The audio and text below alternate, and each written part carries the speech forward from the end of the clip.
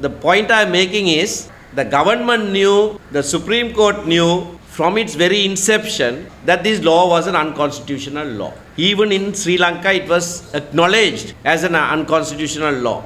We lost our GSP Plus concession because of PTA. And in 2017, then Prime Minister Ranil actually travelled to Brussels and gave an undertaking that PTA would be repealed. And upon that promise, GSP Plus was reinstated for Sri Lanka. But 5 years on, the law is still extant. Not only is it extant, contrary to promises given to the UN and various international bodies and to this country, that PTA will not be used, that there was a moratorium on PTA. Now, this month, they have restarted using the PTA.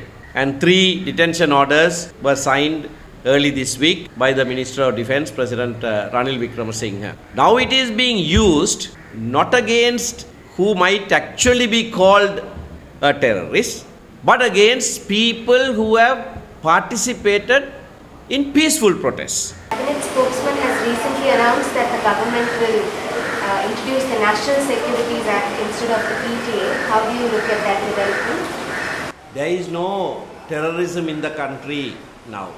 So our belief is that we don't require anti-terrorism law. That's our position. Now when the government says we are going to bring a new act, we can't comment on that unless we see that act. So merely giving it different names won't do. When a draft legislation is presented, then we will consider whether there is necessity for that or not. I am saying this also because we had an attack in 2019 on Easter Sunday. It is being presented as an international terrorist attack. We have our grave doubts about that as to who was really behind that attack. But the fact that there is what is called terrorism around the world, anyone will accept. But whether we need a special legislation for that is a matter that we need to consider at that time. And our belief is that we don't require any special legislation for that purpose. The ordinary laws are sufficient for that. In fact, as someone recently commented, this is an insult to the judiciary to have a law like this in our setting.